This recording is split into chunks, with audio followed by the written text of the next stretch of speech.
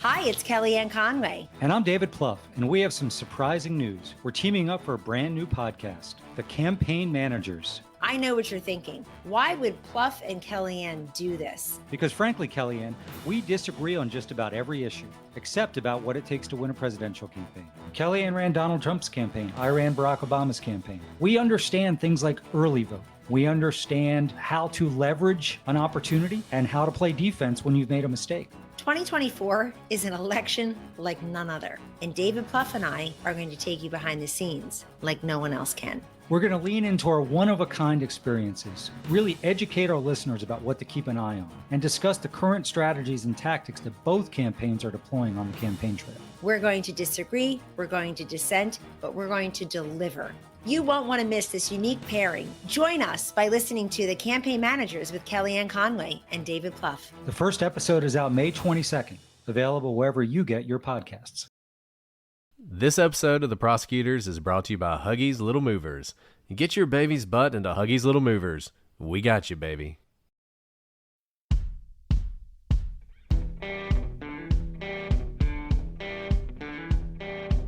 I'm Brett. And I'm Alice. And we are The Prosecutors.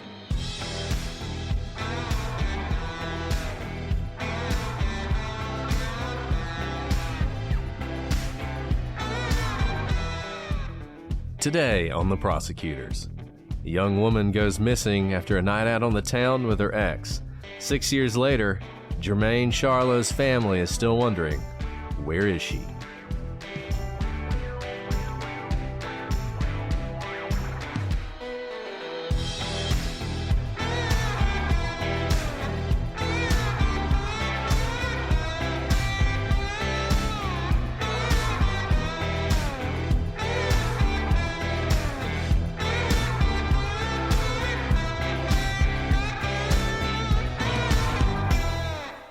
Hello, everybody, and welcome to this episode of The Prosecutors.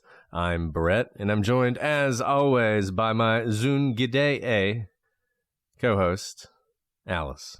Hi, Brett. I think we've just officially shifted to, any descriptor outside of the English language, because after 4 years, I think that's what happens. You run out of English words to describe me. It's true. I mean, I really have. That was a rough take on Ojibwe that means brave. And we have Sophie to thank for that. So, and you are brave, Alice. I think that's a good description of you. Not when it comes to spiders and cockroaches and snakes, but Well, that's a different kind of bravery, right? Sometimes you just have to know. You have knowing what you're afraid of is a form of bravery in of itself. So that's what we'll say. Said every not brave person. Yes, well, that's true. That's true. Well, actually, speaking of bravery, I do think this is really important because, we have covered a number of missing and murdered Indigenous women cases, and there are not enough episodes to give the amount of airtime these cases deserve. And we've told you this in past cases, where part of the problem with covering these cases is that there's so little information about them, whether it's because they don't get a lot of investigation or that they just don't get kind of the attention, media attention that other cases may get.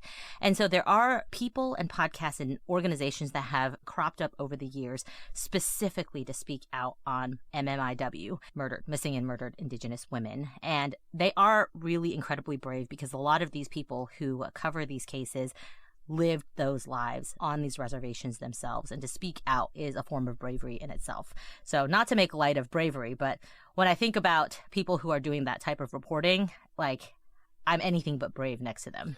And one podcast we have to mention is the Stolen podcast, which covered this case in depth and has covered a number of other cases of a similar nature. Very good podcast. You should check it out. It's really enjoyable. We listened to this podcast in sort of preparation for this.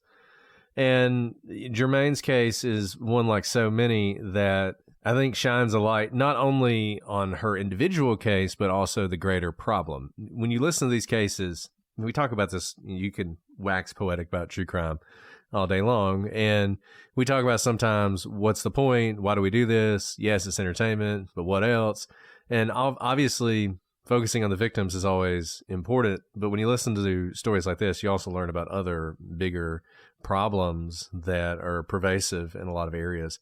And I think it's worth shining a light on that. Stolen does a really good job of that and sort of uses Jermaine's story to speak to a bigger issue. So I hope you guys will listen to that podcast. Look, I know some of y'all don't like it when we cover the cases that don't have a lot of information, but we think it's important to cover these cases because there's a reason they don't have much information, because not many people cover them, and it can be a vicious cycle. Nobody covers it, so nobody talks about it. So there's not a lot of information. And we think getting these stories out is important. And look, they're mysteries just like the other ones, and they have answers, and somebody out there has those answers. And we're going to keep covering these whenever we can because we think it's important, and we think these are cases that more people need to know about. Indeed. So with that, and those of you who are listening live, already we're seeing a lot of people say you haven't heard of this case. And so I'm doubly glad that we're getting to cover it today. So let's dive in to who we are talking about today. And that's Jermain Charlo, who was only 23 years old when she disappeared without a trace on June 16th, 2018 from Missoula, Montana. So one thing to note here, so this one's in the United States. We've covered a couple of MMIW cases in Canada. So not only is this in the United States, but it's a really recent case. She disappeared almost 6 years ago to the day. And these cases are so difficult when you have someone who really just disappears seemingly into thin air. But hopefully as we go through the timeline, we can glean some information and try to reach some answers, because 6 years is too long for her children. She has 2 sons and her family not to know what happened to her. Now, as we've mentioned, Germaine is an Indigenous woman who is a member of the Confederated Salish and Kootenai tribes. She was born in Dixon, Montana, which is a small community within the Flathead Indian Reservation, where she lived up until the time of her disappearance. Germaine has 2 sons, Thomas and Jake, and they were very, very young when their mother disappeared. Thomas was not even 4 years old yet, and Jake was 2.5 years old. And you can see pictures of Germaine on our YouTube page or on our website, and you can see for yourself that she's been described as very beautiful, highly social, loved people, an outdoorsy type whose main priority was being a good mom to her boys. Germaine seemingly up and vanished after leaving the Badlander, which is a bar in downtown Missoula.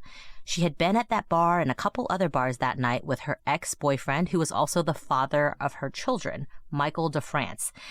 And she was last seen in the early morning hours of June 16th, 2018. Nearly 6 years later, Germaine's family is seemingly no closer to getting any answers about her strange disappearance. Now, Germaine's story is a sad one, but unfortunately not an uncommon one for Indigenous women in America.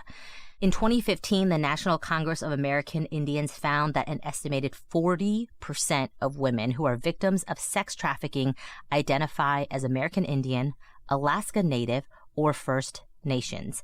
Additionally, a 2016 study by Urban Indian Health Institute found that the murder rate for women living on reservations is 10 times higher than the national average, and that murder is the 3rd leading cause of death for Native women. These are staggering statistics, is a reality for Native women living in the United States, and Germaine's story is but one of them. And we've discussed the reasons for this, and we won't dwell on them, but the interaction of different police authorities, tribal police, state police, federal authorities, different laws, the way they interact, the fact that so many problems that are endemic to the reservations, poverty, drug abuse, alcoholism, sort of generational trauma that includes a lot of domestic violence.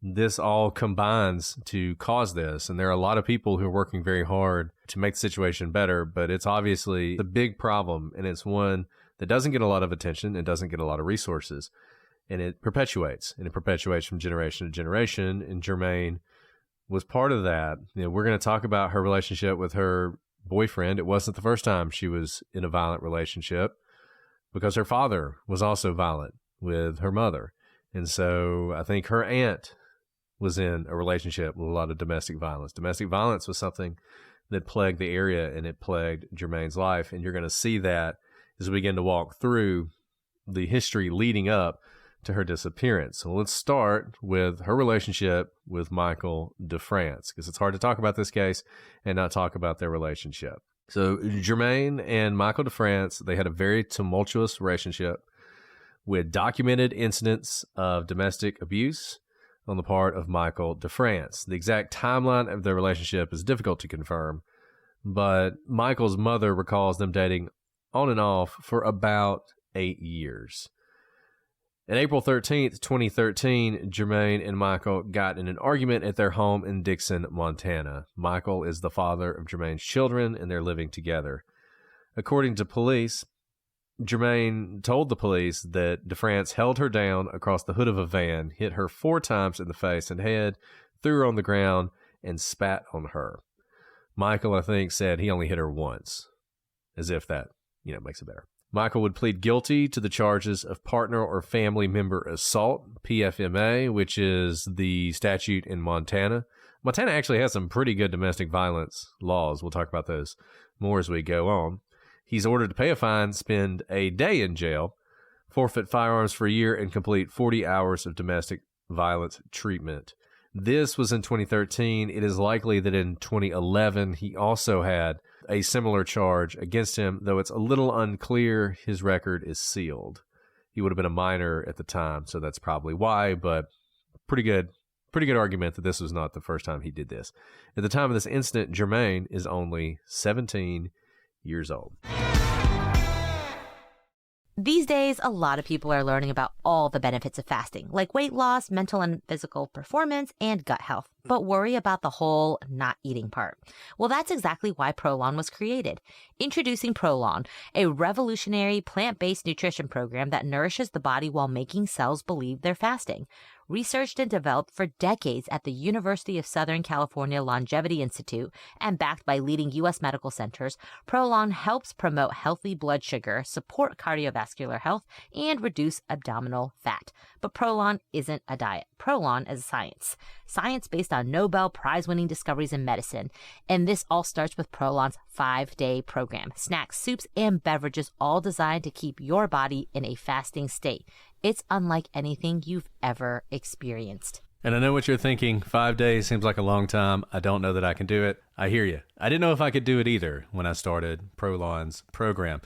And I was amazed by just how effective their balanced meals are at keeping you where you don't feel hungry, you don't feel tired, you have plenty of energy, but you're also getting the benefits of fasting. It's no wonder why thousands of doctors now recommend Prolon to support healthy blood sugar and cardiovascular health.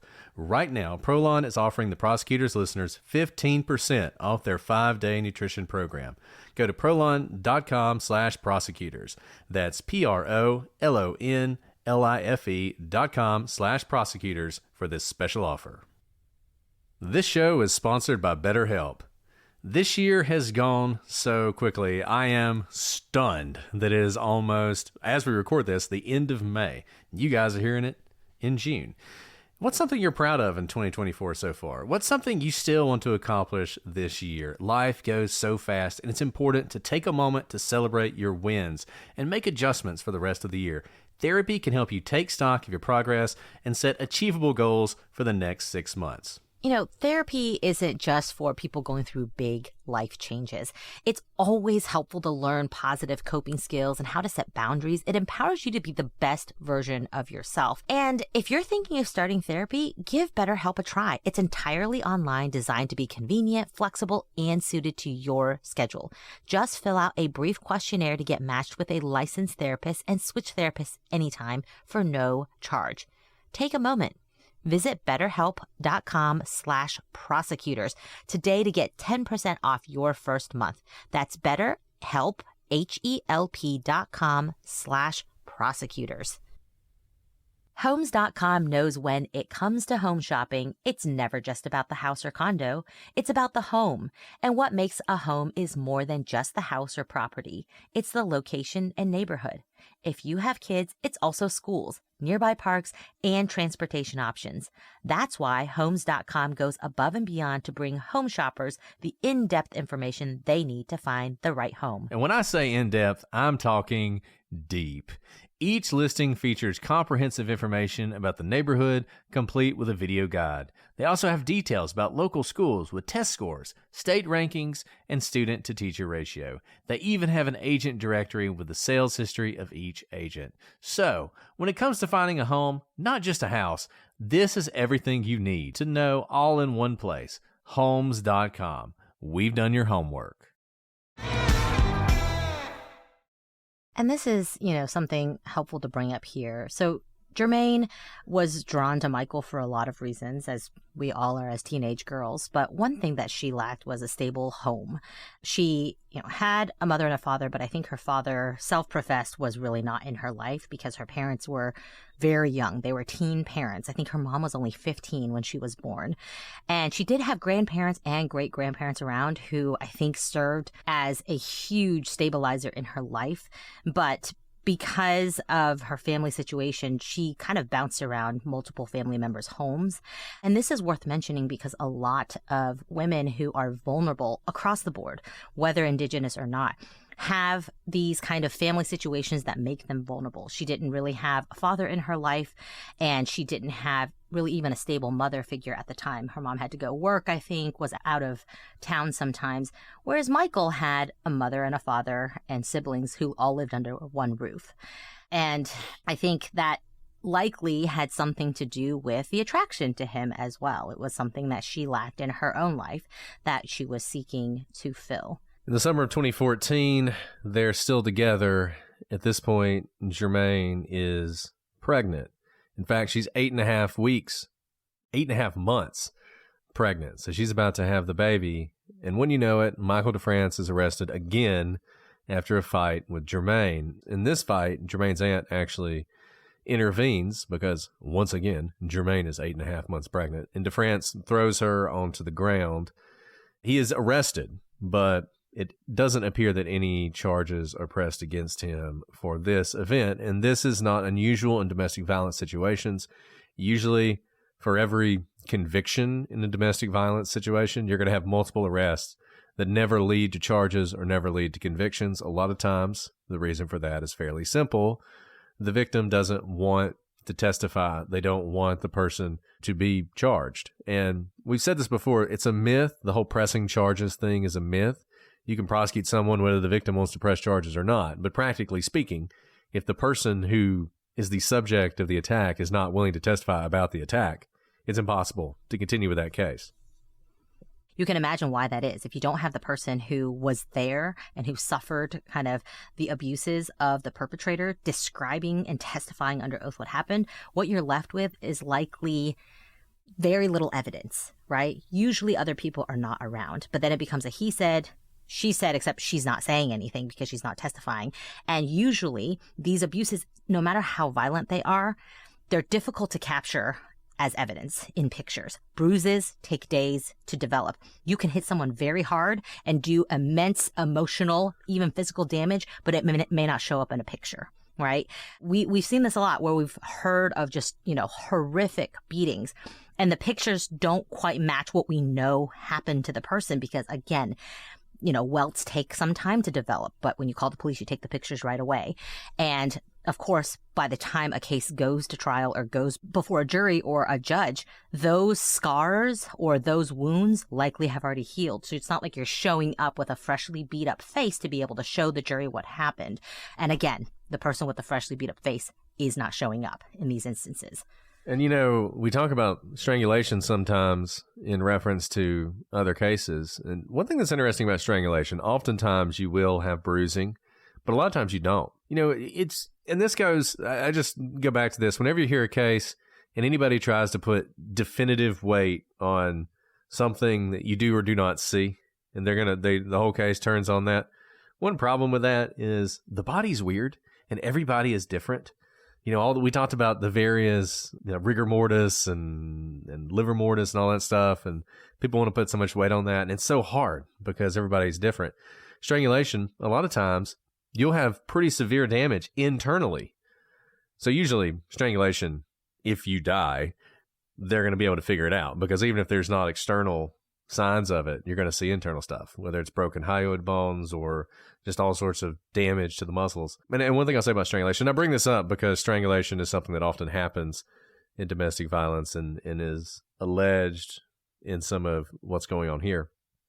The one thing I want to say about strangulation, I've said this before, but I can't say it enough because I just want people to know this. If someone strangles you, the chances they're going to kill you one day increase massively. I mean, frankly, I think if someone strangles you, your assumption should be, given a long enough timeline, they will eventually murder you. And we've seen that a lot. There is incredibly strong correlation between strangulation and domestic partner murder. So I just always want to say that, because I know there are people out there that are in relationships where stuff like that's happening, and just know that that is an incredibly dangerous situation. And as we're going to see in this case, getting out of those relationships is so hard. It's like a spider web. You're trapped in so many ways. Just take this case.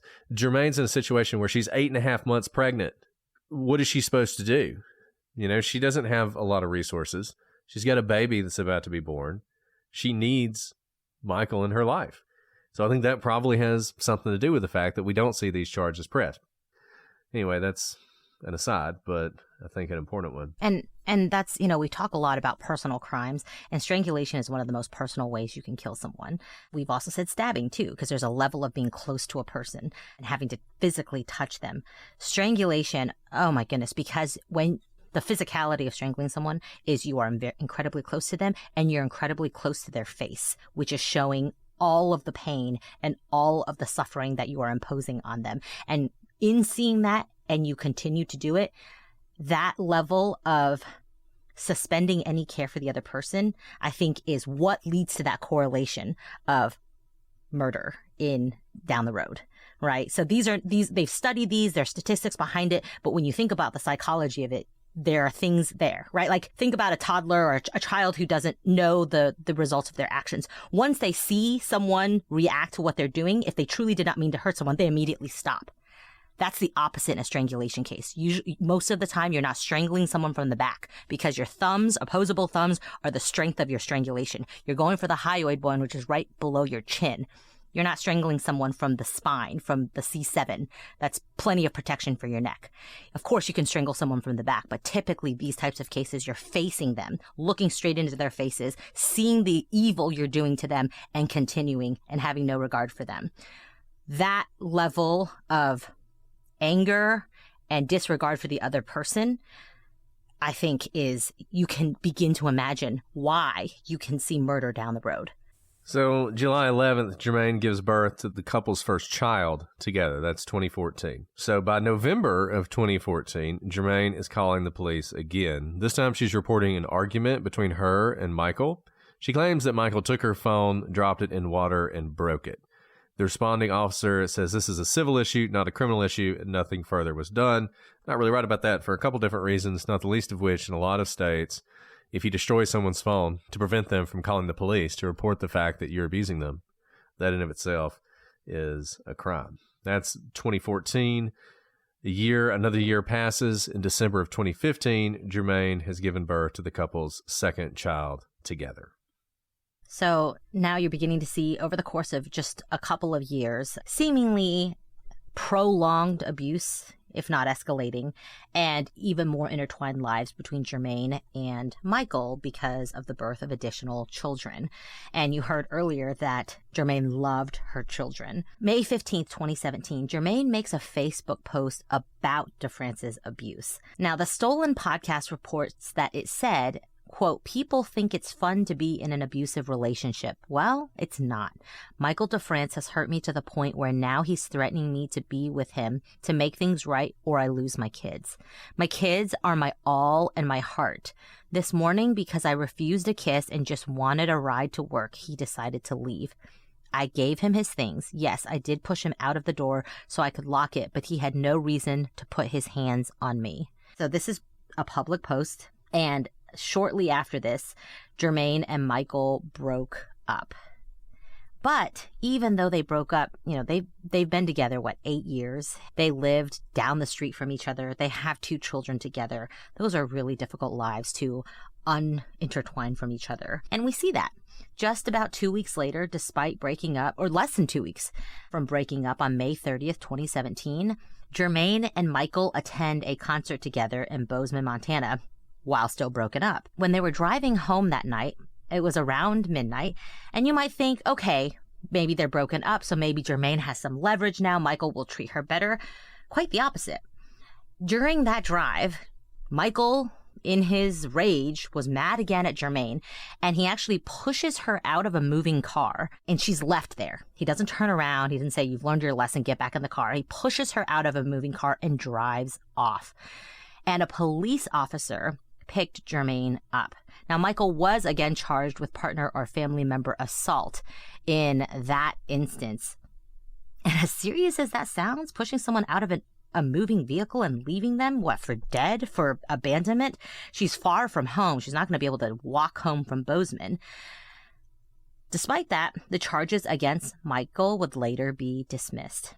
Maybe it had something to do with Germaine not wanting charges pressed. We don't know. But he was not ever prosecuted or convicted for that charge. On July 29th, 2017, Germaine called the police on Michael again. So this is, just a couple months after they'd broken up. And she claimed that Michael had gotten handsy with her and she had kicked him out. This time, Michael took the kids with him because he knows that would hurt Germaine badly since she loved her boys. But the police said there was no custody order in place, and so there was nothing they could do about it. So that was the end of that conversation. So already you're beginning to see how difficult it is for Germaine to disentangle herself from Michael. She loves her children. There's no custody order in place. Law enforcement is telling her we can't do anything about it. But every time she essentially stands up for herself, even though they're broken up, he has the ultimate trump card. Her kids. He gets to take her kids from her, and they're small children. They're, 1 and 3. They can't really have agency or independence, to walk away from their dad, nor may they want to. These are very difficult situations for young children. And so he has a leash on her, despite them not being in a relationship. Yeah, and look, I think there are those of you out there who are thinking, why doesn't she just leave him? Why does she stay in this situation? And it's just not that simple. It's never that simple. And it's never that simple for all sorts of reasons. And in this case, the added fact of the children and his willingness to use them as pawns in this game makes it even more difficult than it always is. All of the various connections that keep you with someone, even when you want to leave them, not the least of which is the most dangerous moment in an abusive relationship is when you leave. That is when things can go from really bad to murder. And a lot of women know that, and they fall into a trap where they're trying to keep the person happy to stay safe. And the only way to stay safe is to try and not make the person mad, and they're certainly not going to leave. So I understand that feeling. I really do. But I think when you think about this a little bit deeper, you start to see it's just not that simple. So fast forward to June 15th, 2018, about a year later. Now at this point, and for a while, and this sort of goes to what I was just saying, they are broken up. Like, they're not together as a couple. In fact, Germaine is dating someone else at this point, but they are still involved in each other's lives. They have children together, and they still will spend time together. And on this night, they're going to do that. So on the evening leading up to Germaine's disappearance, Michael and Germaine, they begin a night out together at a bar called The Dark Horse in Missoula, Montana. The bartender that evening remembers seeing the two of them, and on the Stolen podcast, you actually hear him describe them as chatting on the end of the bar, sort of sitting on the end of the bar chatting, but they never have any physical contact. Neither of them appear particularly upset, but he did recall that Germaine spent most of her time on her phone and didn't seem all that interested in Michael. She seemed more interested in what was going on her phone than whatever Michael was doing. They didn't stay at the bar very long. Now, one thing that's interesting, Germaine and her phone usage was a issue for Michael. Remember, one of the events that led to calling the police was he destroyed one of her phones. And so it was known that that was something that would make him mad. And you have the situation where the bartender does not see him mad, but does see a situation where the two of them are together and she is spending more time on her phone than she is talking to him. We have a lot of kind of points of reference because they're seen out in public, but then all of a sudden things drop off. So the next kind of period of time that we have is that night from 10 p.m. to 12 a.m. After leaving the Dark Horse, Jermaine and Michael made their way to two other bars in Missoula, the Golden Rose and the Badlander. Both are in the same building, and there's security cameras outside that actually catch Jermaine and Michael in an alleyway behind the Badlander. Lowell Hockleter, who works coordinating searches for the Lighthouse Group, has seen this footage, but it's actually under seal because it's an ongoing investigation, so I don't think it's available online anywhere to see. But Lowell, who did view this footage, noted that Germaine appeared to be happy. She didn't seem to be agitated in any way, but she was very social. She was floating easily between different groups and chatting with many people. She seemed very sure of herself, very confident. For example, when a group of people would leave to go back in the bar, she didn't stand around awkwardly by herself or follow them. She would just move seamlessly into another conversation group, and it seemed that she was well liked by everyone back there. She was just having a good time catching up with friends, is what it appeared. Now, this video is video only. There's no audio with it, so you don't get to hear what they're saying, but no one seems agitated. Just seems like a typical relaxed night out with friends. Now, Michael, on the other hand, who's also caught on this footage, he does not appear to have the same type of outgoing social demeanor as Jermaine. Rather, he appears to hang back more. I think he's wearing a baseball cap, and he keeps to himself, and he doesn't talk very much. Seems like he's kind of just tagging along where Jermaine is, and she's the one who is there to see people. Germaine has her last communication with her current boyfriend, Jacob Love, via text message at 11:52 p.m.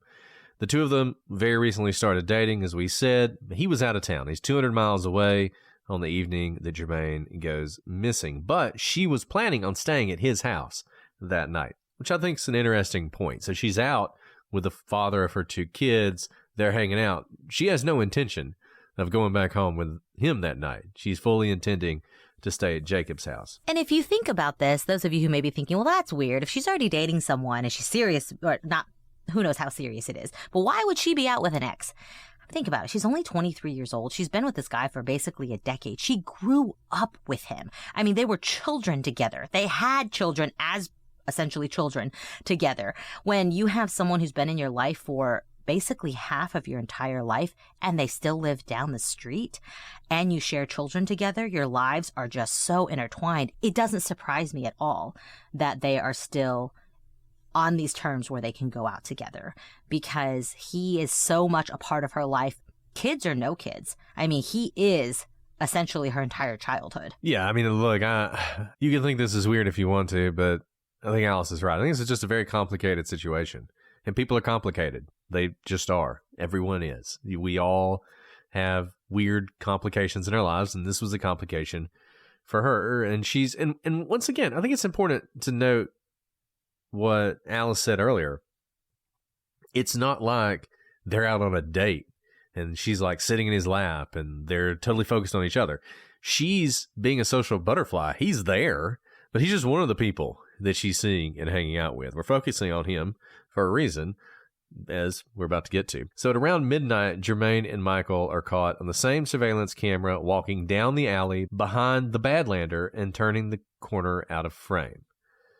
So on the footage, it appears that both of them are acting normally. The situation did not seem hostile, and Germaine did not appear to be intoxicated. So that's where they are around midnight of the night and going into the morning where Germaine's going to disappear. Now, that's the last, verifiable sighting we have of Germaine. Oh, when you have these footages and you know, someone just turns the corner and you know what's going to happen next, which is that she's never going to be seen again. It's just so hard because you're like, what if this camera could just follow her a little bit longer to see where she goes? But like we said, she didn't leave after a fight. It wasn't a agitated situation. All night she's been kind of walking back and forth among people, and this is just another one of those walks. Except what happens next. So this is between 12 and 1 a.m. Michael DeFrance talks to the police, and he says that he dropped Germaine off by the Orange Street Food Farm in Missoula, Montana, somewhere between 12 and 1 a.m. This is really important because later on, when there is a search for Germaine, every news outlet, every missing poster says she was last seen at the Orange Street Food Farm. The only reason we know this is because of what Michael told police. So, this is a problem because Michael changes his story later. He reportedly tells two differing stories of where he dropped Germaine off that evening. So he told her family, because after, her family members couldn't get a hold of Germaine, they start calling around, and Michael's one of the first people they call because, well, she was with him that night. And because they are so close because of their children and their history, that he is a natural person for them to call. And he tells the family, oh, I dropped her off at the Orange Street Food Farm. And he told law enforcement later on, though, a different story than what he told the family. He told her he dropped Germaine off at an intersection, which was about 8 blocks from the food farm, so not exactly close. It should be noted that the food farm is pretty close to where she was planning to stay that night. So if you remove it by 8 blocks, not impossible to walk, but kind of a strange distance to ask to be dropped off if it's already 12 or 1 a.m. Law enforcement state that they have determined Germaine was dropped off at the intersection and not at the food farm. They don't go into why that is. Again, this is an open investigation, but I would imagine they probably looked at some cell phone pings, or they were able to verify, traffic stops, something like that. But they looked into those two stories and determined the more likely story was that Germaine was actually dropped off at the intersection. Now, Michael claims this is where Germaine wanted to be dropped off, at this intersection, and that he last saw her walking away into the darkness. After this point, Germaine was never seen or heard from again. You know what's better than coffee? Coffee with a Cause. Criminal Coffee was created by YouTuber Stephanie Harlow and police detective Derek Levasseur. Stephanie and Derek also host the podcast Crime Weekly, and after covering so many cases and learning that in some instances the cases aren't fully investigated due to lack of funding, they decided to do something about it. That's where Criminal Coffee comes in. When you buy coffee from the store, it may have been a month or two before that coffee ended up on the shelf. At Criminal Coffee, once the beans arrive, they're roasted, nitrogen sealed, and shipped right to your doorstep, ensuring the best tasting, freshest coffee possible. They offer light roast, medium roast, dark roast, and decaf in ground, whole bean, and K-cups. However you brew your coffee, they have you covered. Is this really good coffee? And if you enjoy true crime, you're going to love the design of their bags and boxes, which feature characters from the Criminal Coffee universe.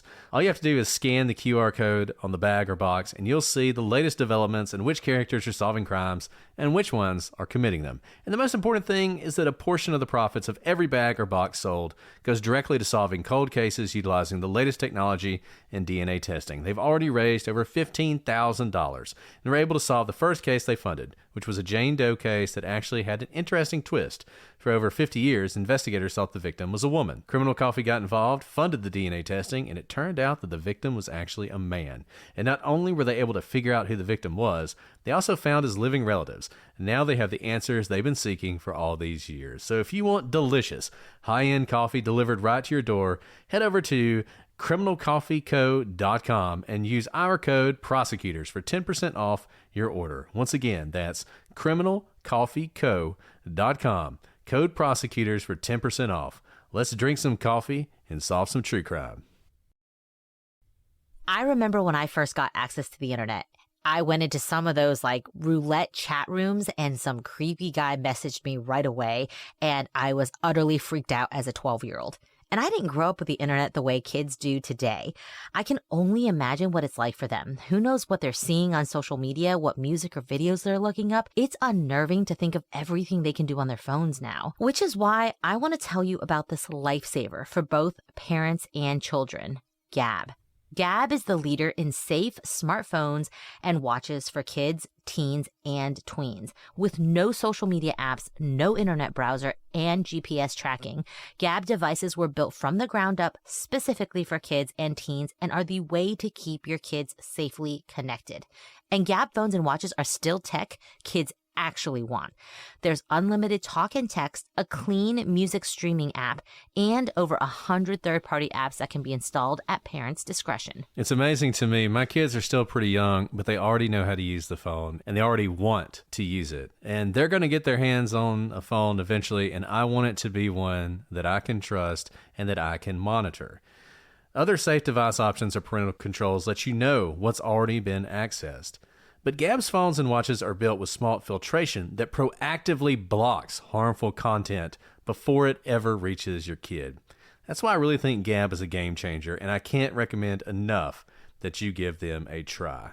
This is the absolute best time to check them out because right now, Gab is offering $25 off any device to new customers with no contract required. That's $25 off any Gab smartphone or smartwatch. Just go to gab.com/prosecutors. That's where you'll get the best deal. That's Gab, GABB.com/prosecutors. Gab.com/prosecutors. And there's a couple of points I think are worth fleshing out here. You may be wondering, why would he tell the family one thing and then turn around and tell the police something else? Well, it's because he didn't talk to them at the same time or near the same time. It's going to shock you to know that initially the police didn't do a whole lot in this case. I know that blows your mind and you've never seen that before, and that never happens in any of these cases. But in this case, it's going to take the police a while to take this seriously.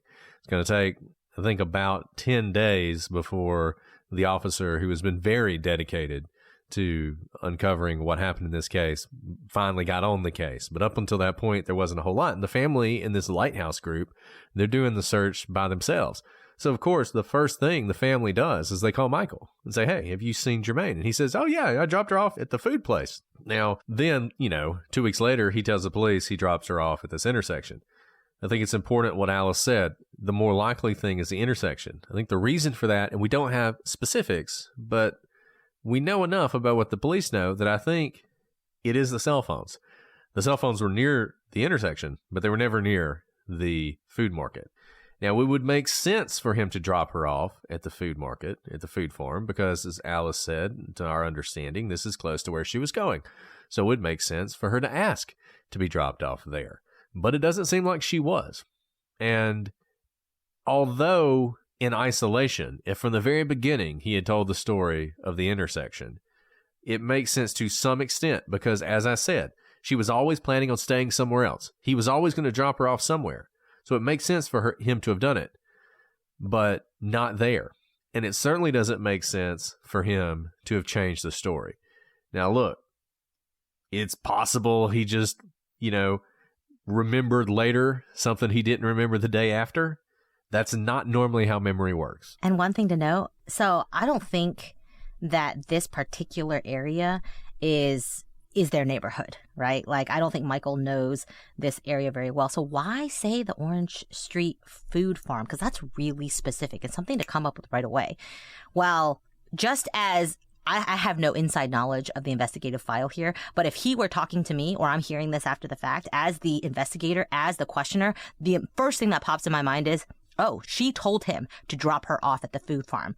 That's why it's in his mind, because the first thing he says is, oh, I did what she told me to do. The food farm. That's where I dropped her off.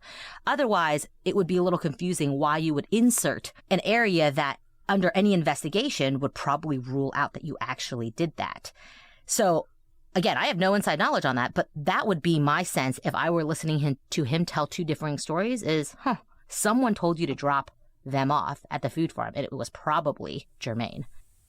So from 2 a.m. to 10 a.m., we have cell phone records from Verizon that show cell tower pings that put Germaine's cell phone about 3.6 miles northeast of the Ivaro cell phone tower in this 8-hour period. This, it will probably surprise no one, is very close to Michael DeFrance's home. What also will probably surprise no one is they also pulled Michael DeFrance's cell phone records and his tower pings. And wouldn't you know it, his cell phone is in very close proximity to Germaine's cell phone. Now, Michael at some point is going to have to tell the police that he did, in fact, have Germaine's cell phone that evening after she left his vehicle. Presumably, his cover story here is she left it in the car. So, he did what any normal person would do if a friend of theirs left a cell phone in their car. He destroyed it and disposed of it. And police have never been able to recover the phone. Brett, if you left your phone in my car, and let's say my fat bottom sat on it and I accidentally broke it, even if I broke it, I would bring it back to you and be like, dang it, I'm so sorry. I sat on your phone and I broke it because I know you have pictures on it. I know you have contacts on it. I know that even if it's broken, there's probably a SIM card in there and you could probably put that card into another phone and recover all of your data. I would not throw away your broken cell phone. No, that seems like a little bit of a red flag there for Michael, that he not only had the phone, but he destroyed it. And when exactly did that happen? When did he? So, imagine his story, presumably, is they left on good terms. He dropped her off after a nice night out with the mother of his children. She walked off into the darkness. He finds her cell phone at some point, either that night or the next day. He hears from the family the next day asking where she is. At what point did he decide, you know what I need to do with this cell phone? Not turn it over to the police, not give it to the family. I'm going to destroy it and get rid of it. Does this sound familiar by any chance? Maybe from another police report when he broke her cell phone on purpose? Likely from a heated discussion or a fight, and he dropped it in the water? I mean, it just sounds like this seems to be a thing he does, specifically to Germaine. Right. So June 17th, Germaine's grandmother cannot get in contact with her, and she reaches out first to Germaine's boyfriend, Jacob, and he confirms that he hasn't had any contact with her either. Now, given this was very unlike Germaine, her grandmother reports her missing to tribal police on June 17th. Now, this is sort of a multi-jurisdictional issue, right? You have the tribal police, she lives on tribal land, but she didn't disappear on tribal land. She disappeared in Missoula. So the next day, June 18th, Germaine's family files missing person reports for Germaine with the Missoula City Police. But like everything else, the report is not actually filed until June 20th, which is 4 days after Germaine had last been seen. So Germaine's grandmother does the right thing, right? I mean, she has a gut feeling. She talks to Germaine all the time. They're very close, and she doesn't hear from her. So she immediately reports her missing. We talked about these multi-jurisdictional issues before, and look, this is like the ultimate administrative red tape. It doesn't mean any of these jurisdictions can't, and oftentimes in these cases, they do work together, which is wonderful, but administratively, there's like file openings and file closings. And sometimes if you have the wrong person, they don't know how to open a file if it's not in their jurisdiction. And so it's quite literally red tape that prevents a lot of these files from being opened.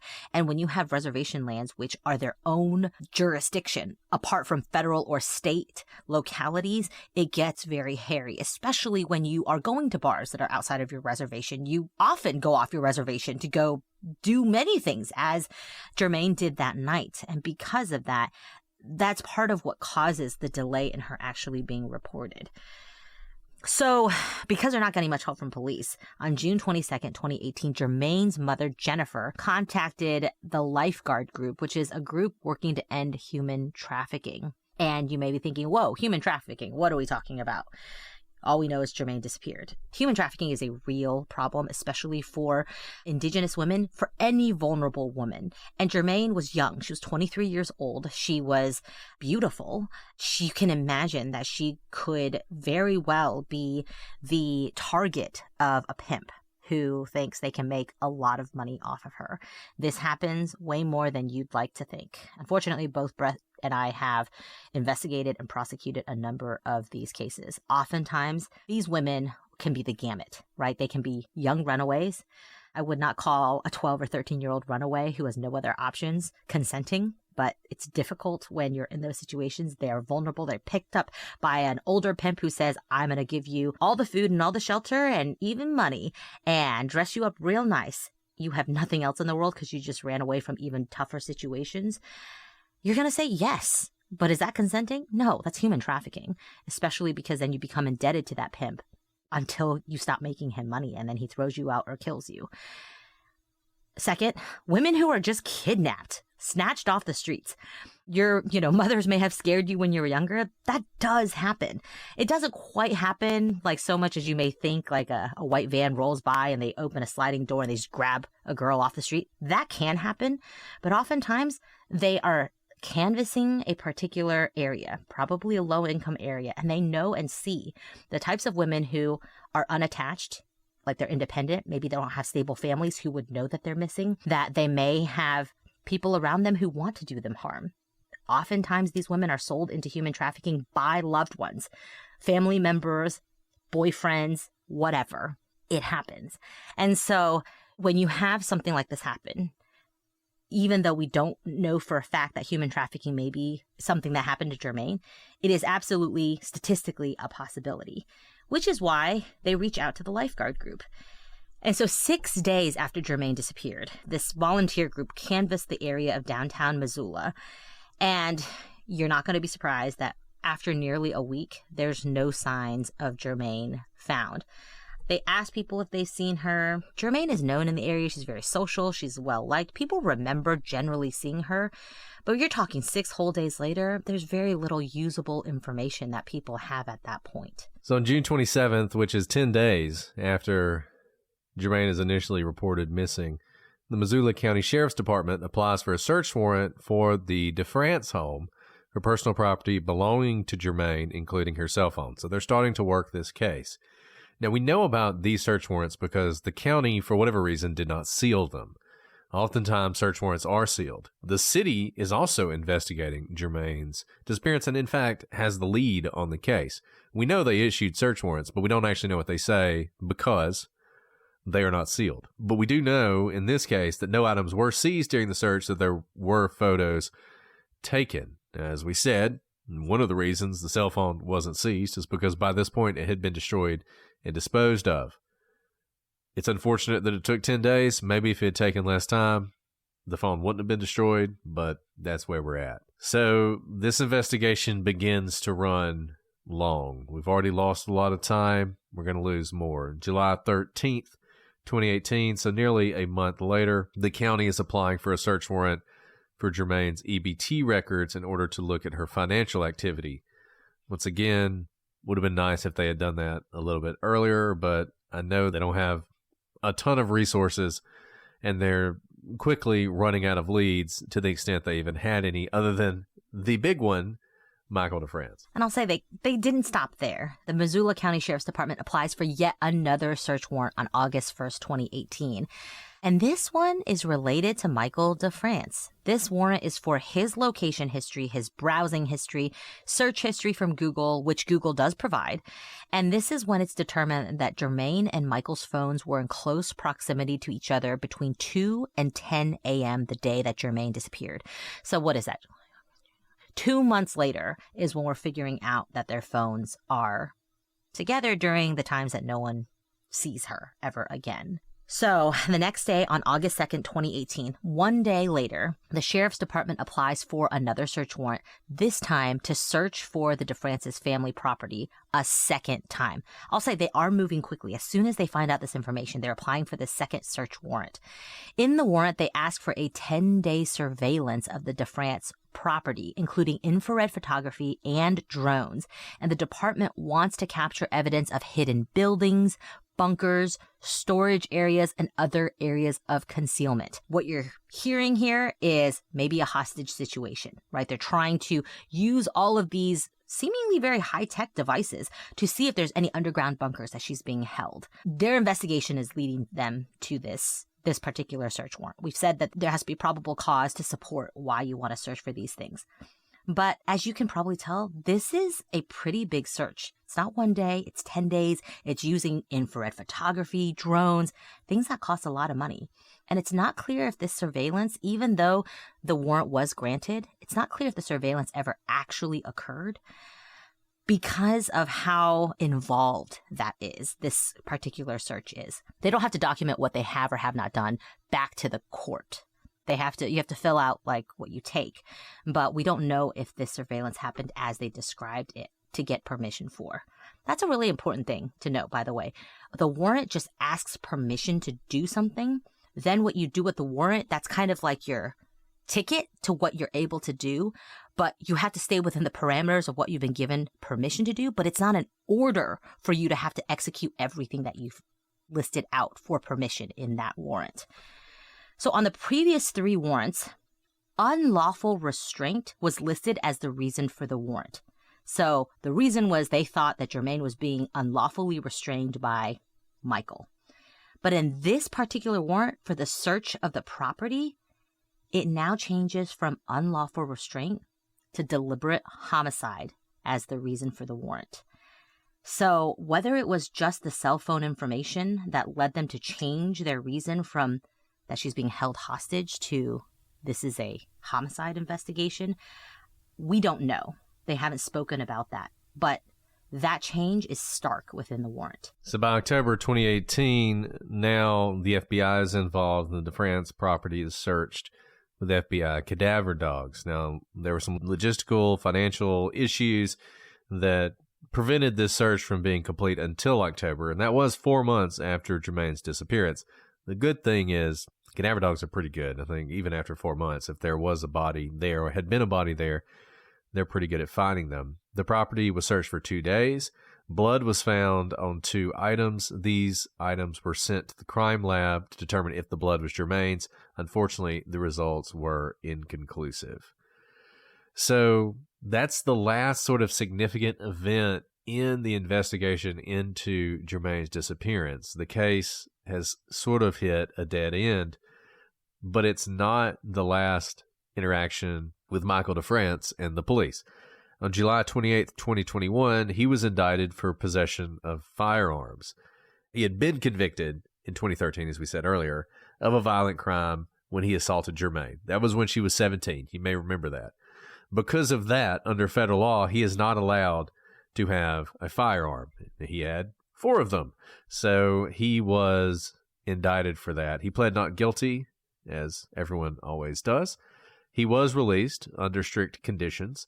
He attempted to challenge this. This is actually, there's been a lot of challenges to this particular federal statute. So he launched some constitutional challenges here. And it was reported on the Stolen podcast that the 2 dates that Michael was said to possess firearms were the dates of the searches of the property. So basically, they searched the property. They didn't find Germaine, but they found firearms, and he can't have firearms. So this is all getting tied together, right? Basically, they searched his property, found the firearms, found him in possession, and they're tying this back to the domestic abuse charge against Germaine about 8 years earlier. These cases take a very long time. Nearly 2 years later, on April 27, 2023, DeFrance was found guilty on 4 firearm violations, including being a prohibited person in possession of a firearm and 3 counts of false statements during a firearms transaction. That's pretty typical. What that basically means is he was a person who was not allowed to have guns. He lied about being able to possess guns because when you fill out the forms to buy a firearm, you have to say, are you a convicted felon? And he likely said, I am not, but he really was. That's why you have the false statements in connection with the firearm transaction. So though these charges are not directly related to Germaine's case, the nature of Germaine and Michael's relationship was obviously central to this trial and these charges. The basis of the defense's argument was that DeFrance should have never been charged with PFMA as his and Germaine's relationship didn't reach the legal definition of a spouse, right? Because they were not spouses or in a situation similar to that of spouses. I call BS. They were living together. They were in a romantic relationship. At this point, they had not had a child yet, but if you wanted proof of a romantic relationship, in the following 2 years, they had 2 children.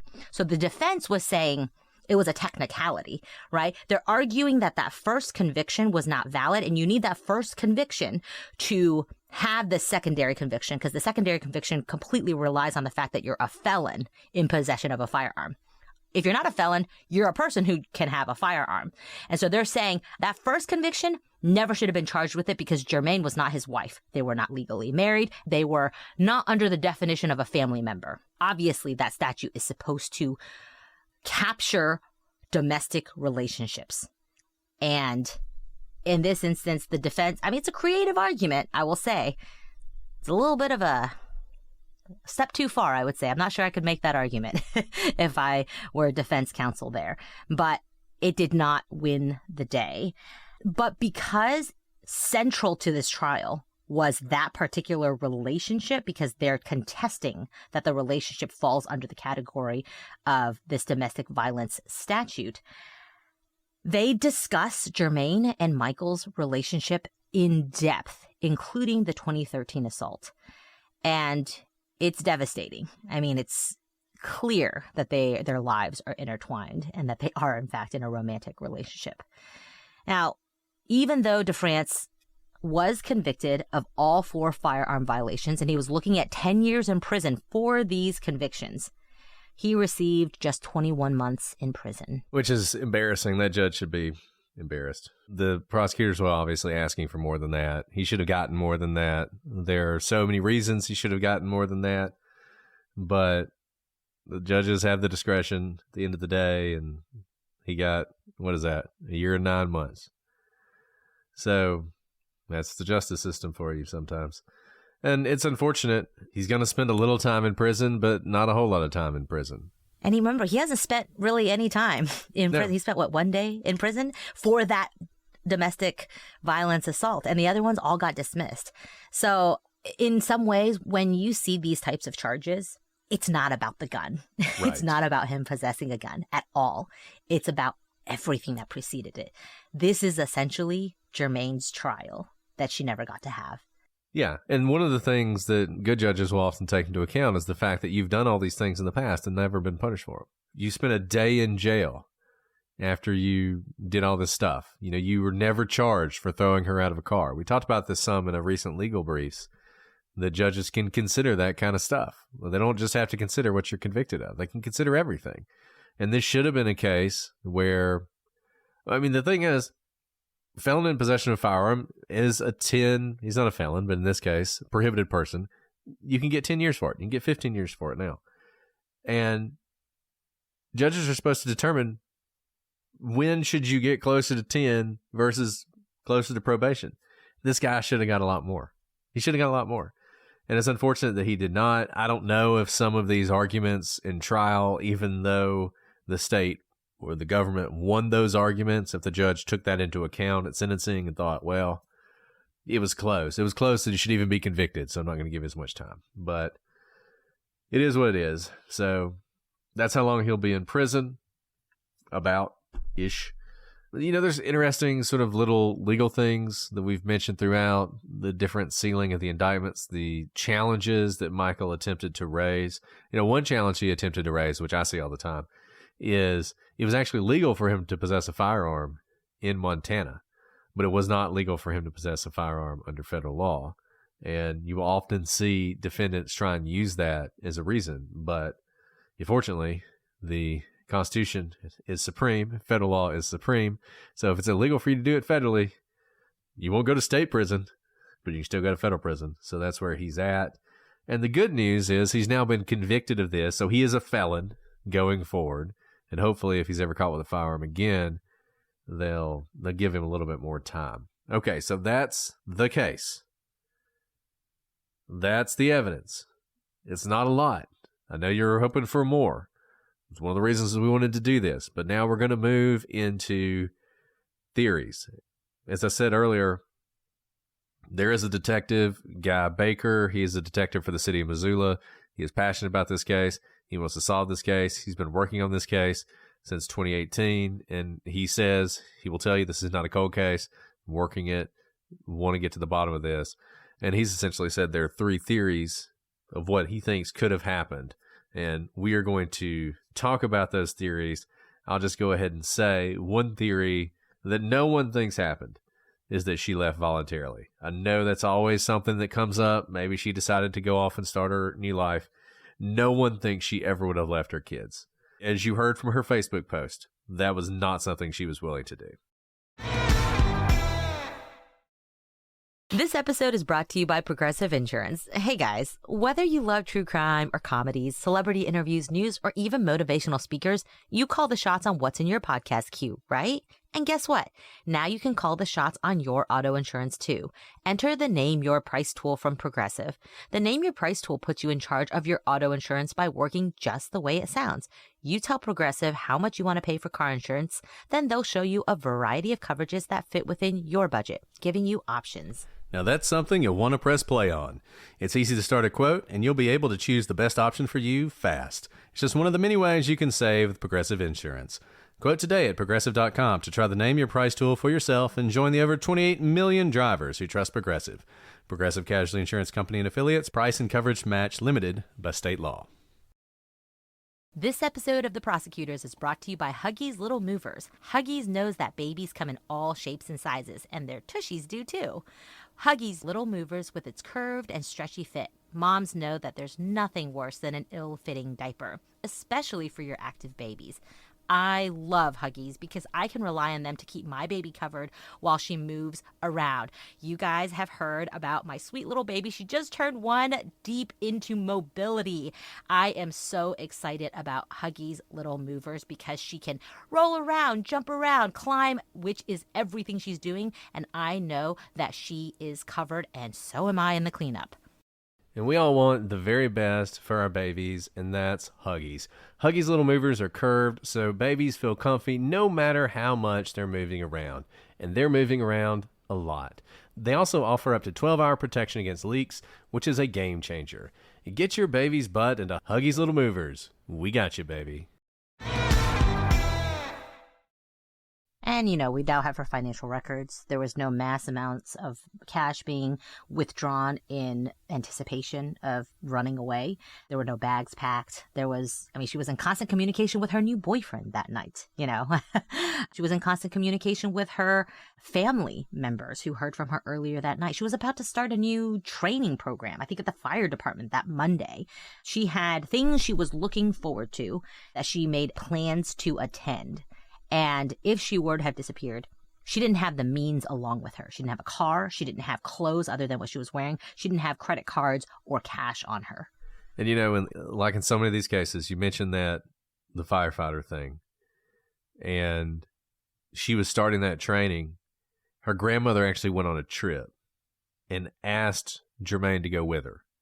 And Germaine was like, "Oh, I'm starting this new training." And her grandmother was like, "Well, you know, you don't have to do it on Monday. You can come with me and you can do it a little bit later." But she was committed to it, and so she stayed. So obviously, like in so many of these cases, her grandmother now sort of thinks if she had just gone with me, things would have been different. So that's just an added level of tragedy for the case.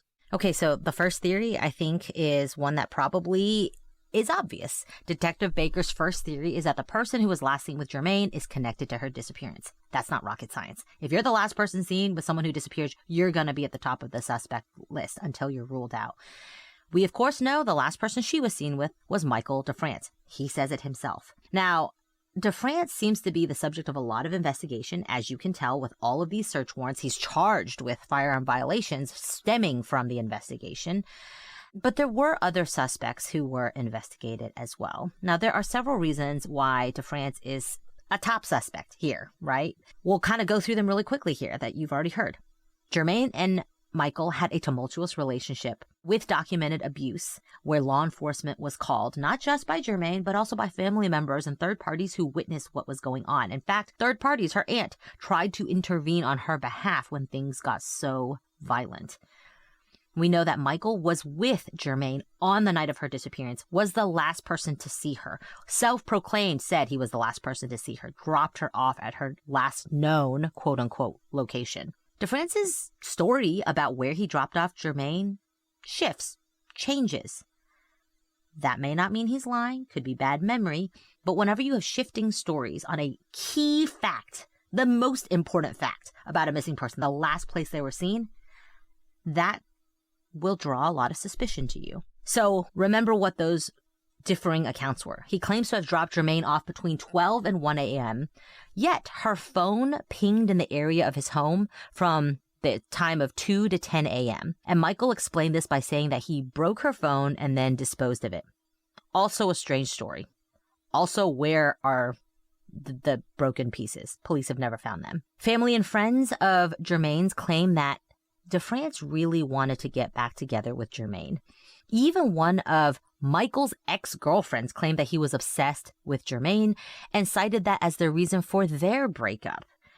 And shortly before Germaine disappeared, we know that she had started a brand new relationship. This could have angered DeFrance. If we're talking about motive, new relationship might be getting really serious. If she's even going to stay over at his apartment when he's not there, you can see the level of familiarity is one that Germaine clearly had with Michael at one point when they lived together, but no longer. And it is worth noting, though, that obviously Michael's been asked about this after the fact, and he claims now that he never wanted to get back together with Germaine. To date, Michael has not been charged with anything specifically related to Germaine's disappearance, but of course we've talked about those 4 firearm violations that stem from the search warrant in Germaine's investigation. So the second theory we have mentioned, human trafficking. So the police have looked into several trafficking theories, particularly early on in the investigation, and they did receive multiple tips that Germaine may have been a victim of human trafficking. But the police have not been able to find anything conclusively linking Germaine to any of these trafficking rings working in the area. Now look, they haven't been able to rule out the theory definitively either, and we know that human trafficking in Montana has boomed concurrently with the growth in the oil and gas industry that they've seen there. You have a lot of people, thousands of workers who are coming to Montana, leaving their families behind if they have them. A lot of them are single. They're coming to temporarily work on these pipeline projects, on the oil and gas industry. They stay in these little boom towns that kind of pop up around wherever the pipelines are being built, and then they leave. And this has led to a massive increase in both violent crime, sexual assaults, and sex trafficking. And you've seen increases as great as 75% in some areas. Interstate 90, which many women are trafficked along, runs directly through Missoula, where Germaine went missing from. So look, it is not impossible that she was the victim of human trafficking. The one thing I'll say about this is she obviously had some vulnerabilities. She was not as vulnerable as someone you would typically see who is trafficked. She's not as young as a lot of trafficking victims. She doesn't appear to have any serious substance abuse problems, which can often lead to human trafficking.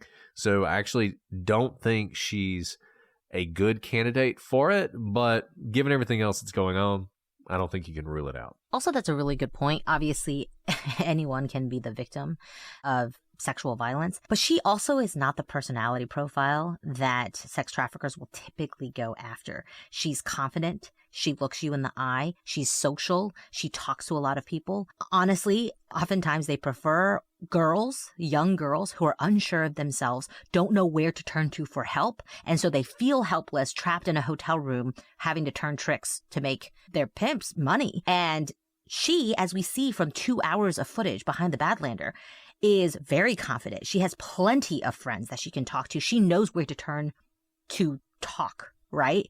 That is unattractive to a sex trafficker. They do not want anyone who is going to talk, anyone who has ties to the community, because people will come looking for them.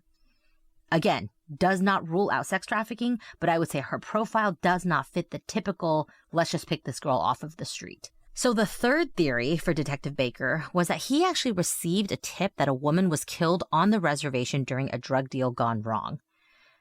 Unfortunately, this is also not uncommon.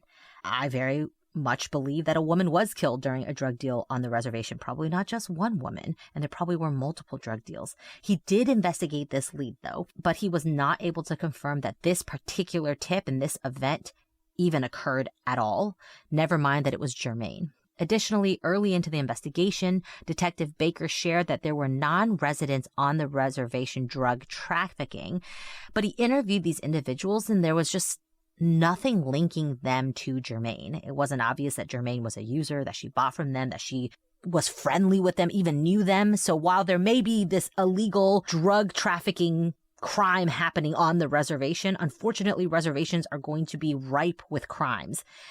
There's just nothing tying Germain to that particular criminal activity where she could be wrapped up into some sort of drug-related death, homicide, crime. Now, there were several other leads involving drug trafficking throughout the investigation, but no charges have been made related to Germain's disappearance, and nothing has been found to link Germain to drug trafficking in any way.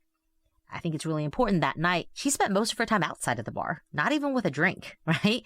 When she walks away, it doesn't appear she's impaired. We don't know because there was no audio. We obviously don't have her body. We don't have any sort of a drug tox test. We don't know if she had anything in her system, but she wasn't reported by her family or friends as being someone who used drugs, who consorted with these drug trafficking organizations. Unfortunately, this is just a situation where we know these reservations have sex trafficking on them and have drug trafficking on them.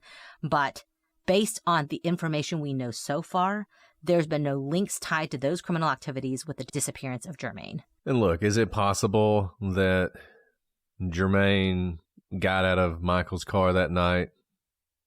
Maybe they had an argument, so she got out quickly at the intersection, didn't make it all the way to the food farm. They had a little spat. She gets out of the car. He drives off in a huff. She leaves her phone in his car. He destroys the phone. Then, as she's walking, she just happens to run into some sort of predator, serial killer. Somebody just decides to take her and murder her. Is that possible? I mean, of course it's possible. That would be quite the coincidence, all that stuff coming together. But it's possible. I don't think it's likely. I think the most likely answer here is that Michael has something to do with what happened. And I think the fact that he not only had her phone, but it was in close proximity to his phone until 10 o'clock when it stops transmitting, when he destroyed it, I guess, or it turned off and then threw it away. Mysteriously, it's never been found. I think that is a huge red flag. Could you indict him? No.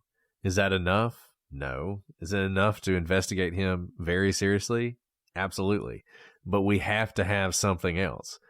And I believe there's somebody out there who has some information. There's somebody he's talked to about this. There's somebody who saw something. There's somebody who knows something, and that person needs to come forward. This case can and should be solved. There's no way that we should still be wondering what happened to this woman 6 years after she disappeared. This case should be solved, and it will be solved if whoever knows the right information will come forward to the police. And here's the thing. Likely someone does know something, because where did the two phones ping? Near his house. He didn't live by himself. He lived with other people, family members, and he lived in close proximity to people that the two of them had grown up with. Close friends, close neighbors, people who were intertwined in their lives. Now it's the middle of the night, somewhere between 2 and 10 a.m. But when that phone stops pinging at 10 a.m., I think it's over at that point. That's an afterthought. Something bad happened before that point. Now we're just disposing of evidence. But if you heard or saw anything between the hours of 12 and 10 a.m. that morning, come forward. You may think it's insignificant that you saw car lights turn on, but it could be the very thing in the timeline that breaks things. And clearly, Germaine is not there. She's somewhere. Someone knows something. We've talked about digging holes. Takes a lot of strength to dig a grave or to dump a body. If that's what's happened, someone probably knows something. And I know we're speaking about this in very morbid terms. We're assuming that Germaine is gone, but I think very likely, looking at the timeline and looking at the history of their relationship, Germaine was gone by that morning. And I wish that were not the case. There's this devastating interview with her grandmother, who she's very close to. And she says, I pray that she was sex trafficked because it means she's still alive and I can find her. And those are like the two hells her family is having to live in. So I fully believe someone knows something and they're protecting someone. But what's done has been done. And Germaine deserves justice, and her family deserves answers, and her sons deserve answers. They were just 2.5 and 4 when she disappeared. They barely knew their mom, a mom who may have given her life for them. And they deserve answers just as well. And the devastating thing about this story is this is but one of too many stories. And if you're in this situation, but you're a couple years ahead, you've had the situation where someone you love or you think loves you regularly breaks things like your phone, regularly grabs you by the neck. They've never strangled me, but when they get mad, they grab me by the throat because I wasn't listening. It's not okay. It is not okay. And these situations are really difficult to disentangle yourself from, especially when children are involved. Take your kids. Get out of there. There will be people there to help. There will be resources, there will be money, there will be shelter for you. You do not have to stay behind because if it's not you next, it could be your kids. And the more we talk about this, I think the more that message can really get through to your loved ones. Because I think oftentimes we'll whisper and be like, wow, that looks like a bad relationship. Somebody should say something. Maybe you should be the person to say something. It may ruin that relationship for the time being, but you may be saving that person's life, maybe their kids' lives, maybe something more. So thank you guys for giving us the opportunity to talk about Germaine's case. It's deeply unsatisfying to end with no answers right now, but I also think that answers are just beyond our grasp. They are not far at all. Yeah, we talk about disappearances, but it's sort of a misnomer because no one disappears. She's somewhere. She's out there somewhere. And I think, as we've said, somebody does know something. And I would hope, if not for her kids, you need to say something. Well, that's the end of this case. I know this has been a heavy one. They often are. And it's just a reminder of the struggles that a lot of people are going through out there. And we know some of you who are listening are those people. We hope that something we've said today is at least giving you a little comfort or help. Obviously, reach out to us if you have any questions, thoughts, if you need advice, whatever. If you just need somebody to talk to, we're always happy to talk to you guys. I will Venmo you Uber money. There you go. To get out of there. There you go. We'll be there for you in any way we can be, and we want to hear from you. If you have thoughts about the case, if you have any information, reach out to the Missoula City Police. But if you want to reach out to us, that works too. We'll make sure it gets to the right people. prosecutorspod@gmail.com, @prosecutorspod for all your social media. Enjoy talking to you guys. Join the gallery. Thank you to all of you who've told your friends. You know, we hear all the time that people found this podcast because a friend said something to them. They started listening and they fell in love with it. I hope every one of you will go out and tell a friend this week about the prosecutors. Just think, if everybody told a friend, got a friend to listen, all of a sudden we'd have twice as many listeners. And that'd be cool. So go and do that.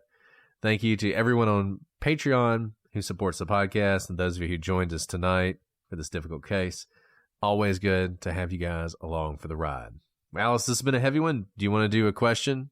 Trying to end on a happier note? That was a tough one. That was a tough one. Okay. Yeah, let's do a question. Okay, let's see. Muffin Man wants to know if we would consider doing a CLE presentation at their annual conference. Sure. Is the conference in Hawaii? Yeah. Yeah, no, you should email us. We've done many CLEs before, actually. You may not believe this, but we like talking. We do like talking. So, yeah, we absolutely would do a CLE. Yeah, you should email us about it. We've definitely done it before. Yeah, we have fun doing that kind of stuff. So that would be, Muffin Man. You just let us know. The Muffin Man. For those of you who don't know what CLE is, it's continuing legal education. We all have to take so many hours to keep being lawyers every year. Jonah wants to know, what did you talk about with my other favorite prosecutor, Creighton Waters, at CrimeCon? I would love to have been a part of that conversation.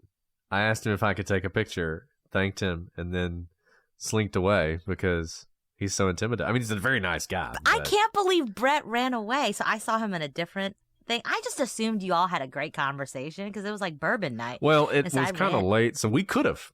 For all I know. Maybe we did. It was pretty late. Maybe y'all did. You're right, because I went to bed at that point. So maybe y'all had like bonding karaoke night and you just don't remember. But I saw him and I totally fangirled. Literally, I was like, I just want you to know I'm also a prosecutor. So this is like only slightly creepy.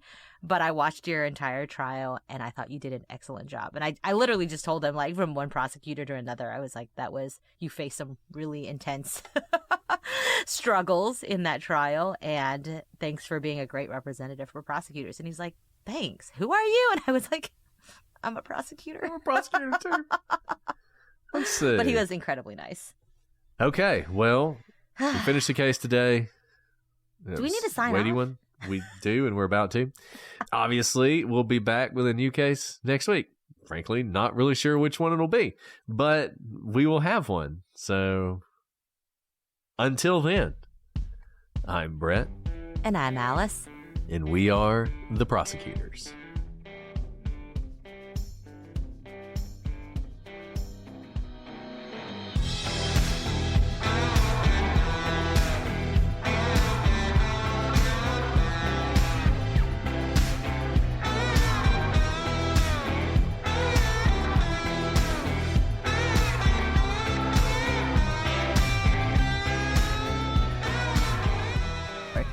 And have you seen that? I don't know. It was like a reel on Instagram, TikTok, who knows where. But it's like how you deal with telephone scammers. And it was like, my credit card number is 3, 2, 1. And now we're live with the FBI tracking telephone scammer. Sir, can you repeat your name? And I laughed so hard because I've totally done that before. Well, I always like it when they say they claim to be some federal agency.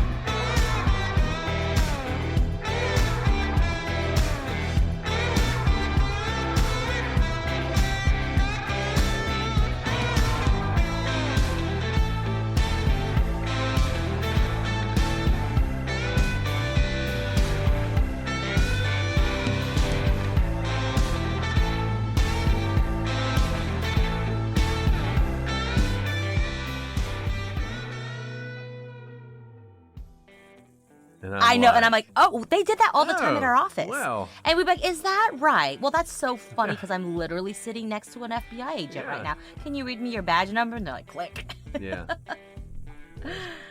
You know, of all the things, don't they know that federal crimes, like that federal hook can get you anywhere? Say you're a state agent.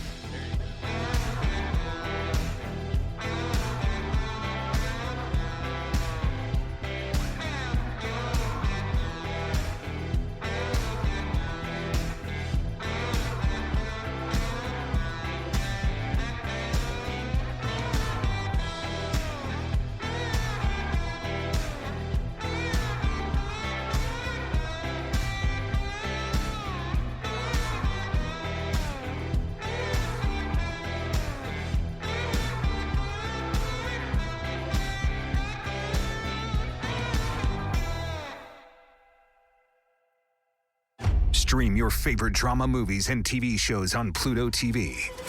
All for free. Watch all your favorite crime dramas like CSI and Blue Bloods. Or your favorite action dramas like Breaking Bad on Stories by AMC or The Walking Dead universe. Plus, Pluto TV has hundreds of drama movies and TV shows. Download Pluto TV on all your favorite devices for free. Pluto TV. Stream now, pay never.